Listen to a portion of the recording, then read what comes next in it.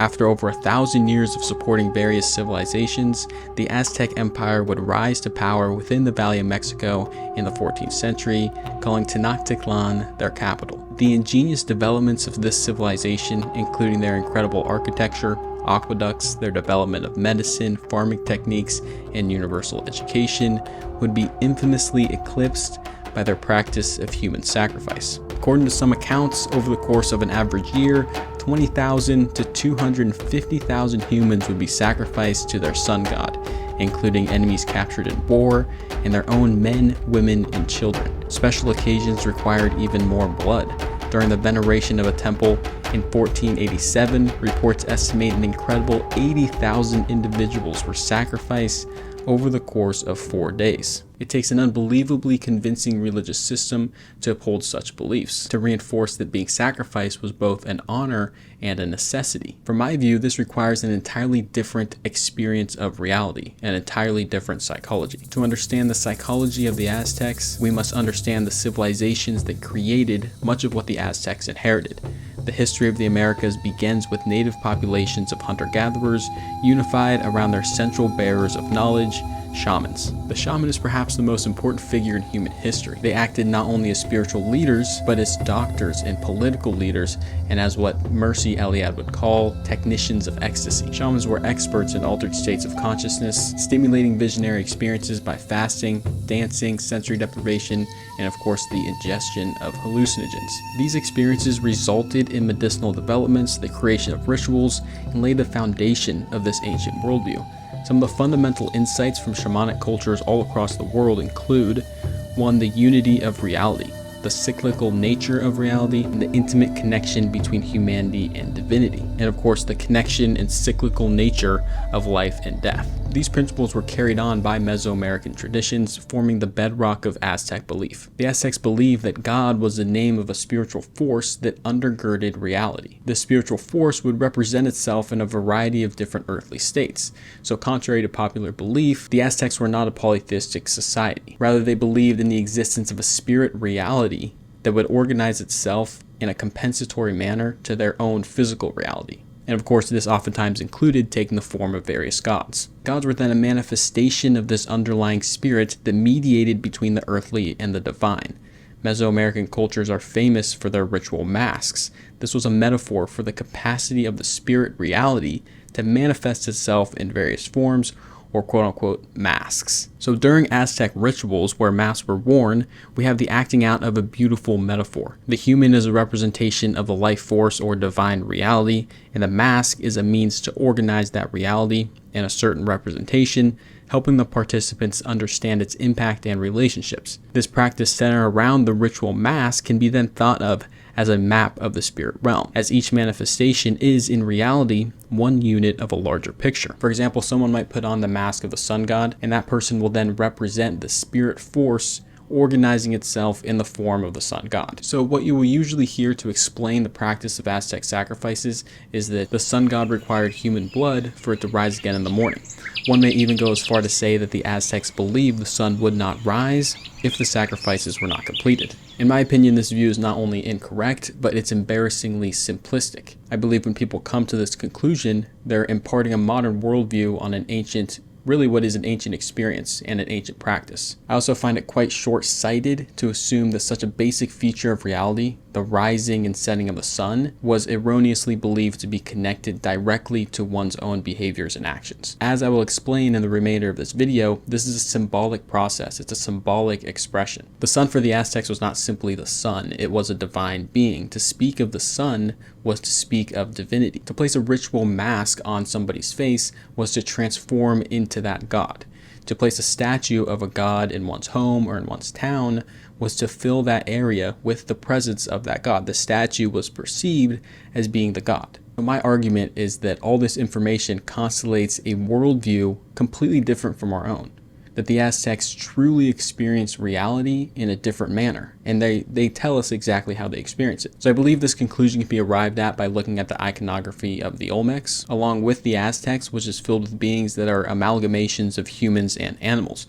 These creatures are called Theriantropes and exist in nearly every mythic narrative. Now, these creatures are unique to altered states of consciousness. One can and will interact with such personifications when under the influence of hallucinogenic drugs, if they undergo periods of sleep deprivation or sensory deprivation, or certain types of tribal dancing. It turns out such practices result in unique and characteristic brain activation patterns, where previously inactive regions become active. Though this process is admittedly extremely complex, for our purposes, we can categorize these altered states of consciousness as engagements with previously unconscious brain material or content. This state is similar to when somebody is dreaming or somebody is experiencing the altered state of schizophrenia, for example, or any other type of psychosis. In the Aztec tradition, they beautifully conceptualize this altered state of reality as both being internal and external. Both aspects were unable to be seen. This kind of reminds me of the Hindu concept where everybody has a piece of this greater soul being, and your goal is to try to connect your piece to the bigger piece. So these creatures we have called Theriantropes were an integral part of the Aztec Pantheon and represent a variety of different concepts. The serpent was by far one of the most important symbols. It was thought to represent the unity of the inner and outer worlds. The Aztec iconography focused specifically on the snake's tongue, which of course is its connection between the inside of its body and the outside world. For humans, the tongue was conceived as the center of our speech and still is today. Thus, taking both sides of these symbols together, we see that it is representing the human capacity to express the internal reality in the form of words and bring it outward.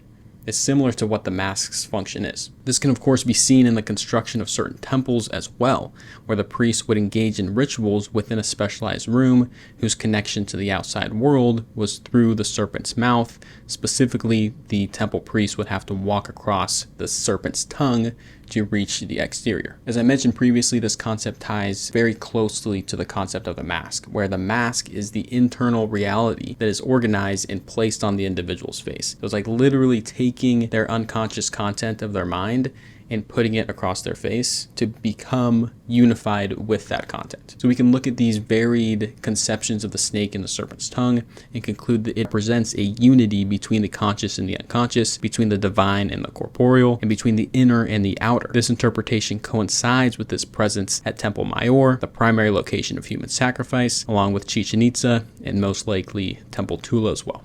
This recreation of Temple Mayor shows how integral the concept of a snake was to human sacrifice. This belief system that we've discussed, along with the actual physical construction of the temple that we'll talk about in a minute, give us a beautiful and in-depth view of the purpose and function of human sacrifice. First, the temple structure itself is that of a pyramid. The Aztecs believed that this elevated platform was a connection between the earth and the heavens, a means to directly contact the divine. So pyramids most simply are modeled after the mountain. And the mountain represents a place of greater perspective, greater view. You're able to look out and see the whole picture. The temples atop the pyramid are for the sun god and the fertility god, the two most important manifestations of the life force.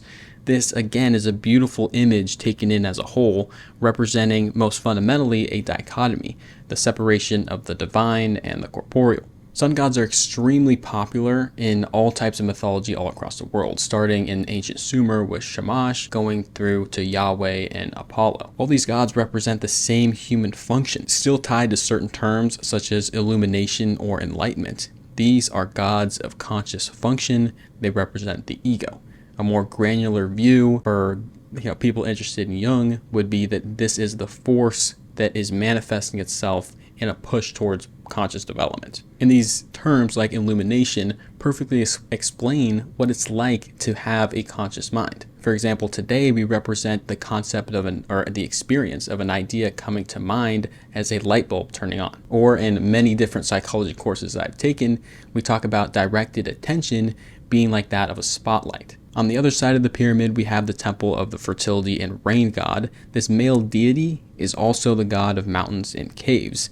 And it is my suspicion here that this was originally a female deity, as most deities that represent caves and mountains are feminine. And I believe this history is maintained in Tlaloc's wife. She represents the same exact things as he does. On the other hand, with the Aztec sun god, Huitzilopochtli, Might have butchered that. And along with other gods like Yahweh, they are presented as having no feminine characteristics or feminine counterparts. So both of them are unmarried, for example. So I see this construction of this temple as an ultimate attempt at unifying the divine realm and the human realm through the iconography of the serpent, the opposing sensibilities of temple deities, and the overall structure of the temple, elevating the priests into a closer relationship with the divine.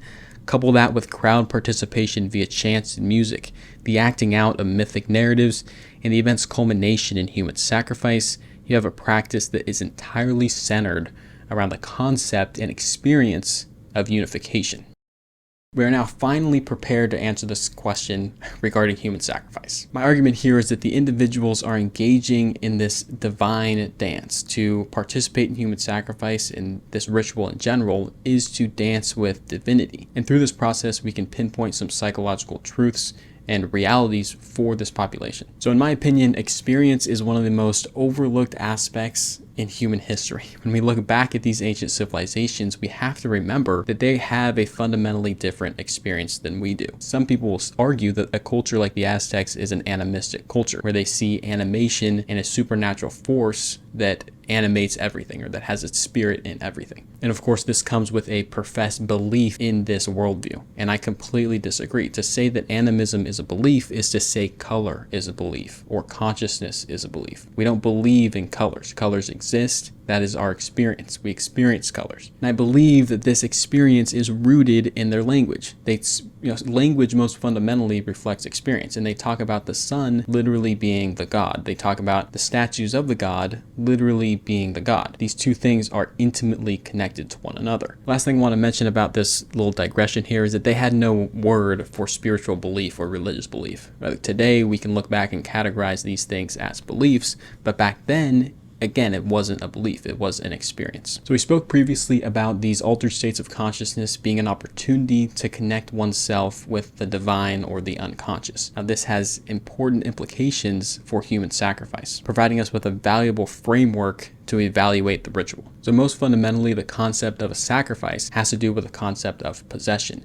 To sacrifice something, you must be in possession of that thing. Possession then obviously is connected to identity. You cannot own something unless you first have a distinct identity. If you can't distinguish yourself from your environment or from anything else, then you cannot own anything. There's no opportunity for possession. This distinct entity, as we experience it in its current form, we categorize as the ego or the conscious mind. These are all the functions that we attribute with our own personal identity. There's a very good article written about this. It's called The Totalitarian Ego, that I would recommend if you're interested in learning more about how the ego functions and how it's defined. I'm sure you have heard of the concept of ego death, where you literally lose the concept of your own identity, you lose your own individuality. Now, this is a common feature of spiritual practices, including meditation, and is very easily stimulated by a high dose of hallucinogens. So this just points towards evidence we've already discussed regarding how hallucinogenic and spiritual traditions like this operate, how they explore altered states of consciousness, adding more support for these altered states of consciousness being a reduction in ego function,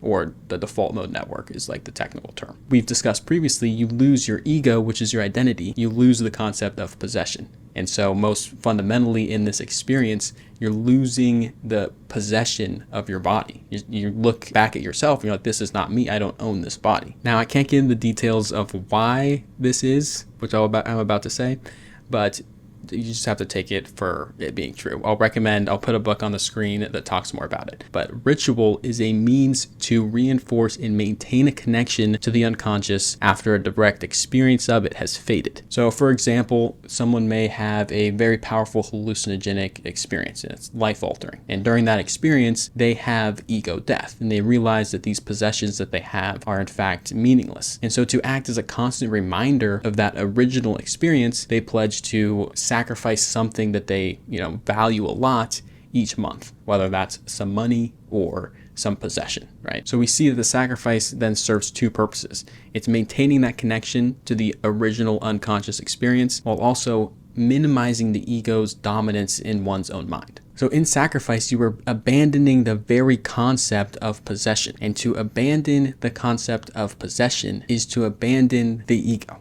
Any form of a sacrifice is a sacrifice of the ego. So to tie this all together, most fundamentally, these practices of human sacrifice, including the Aztec practice, is a means to maintain an engagement with an unconscious reality, an unconscious experience. Human sacrifice not only released the soul, which they believed was contained within the heart, it also serves as the most fundamental reminder of the fact that your body was never yours to begin with, that your true essence this whole time was your spirit. This is a practice to reinforce the very experience of ego death. Essentially what is happening here is they're claiming that one cannot uphold the world of the divine, of this divine spirit that they have conceived of, unless one engages in human sacrifice or attenuation of the ego in one's own mind. The inability of the Aztecs to distinguish between the symbolic nature of this act and its physical consequences is a testament to how powerful this ritual was. They were entirely committed to a worldview that understood reality as the acting out of a divine,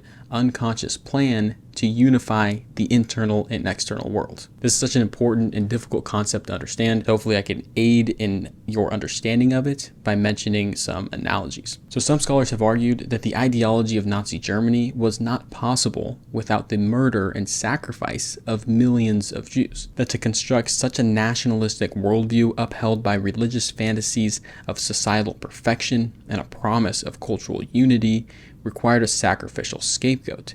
That to be willing to die for what one believed also required the acceptance that one must kill to acquire it. We see here that sacrifice is not simply a ritual, but a means to uphold a certain worldview, a predictable consequence of a certain ideology. Since we in the West tend to distance ourselves from these, what we would call primitive ideologies, I want to bring up a reminder that the fundamental religious traditions in the West have this exact same concept. The death of Christ is a blood offering to a sun god in order to unify the earthly and the divine. The cross upon the hill which Jesus is crucified is analogous to Templo Mayor. Both are an axis mundi. Catholics in particular maintain a powerful expression of blood sacrifice in the form of communion and the transubstantiation of the bread and wine. This brings us back perfectly to our old friend the shaman, the first to recognize and live in accordance with the concept that death nourishes life, that life and death are in fact a unity.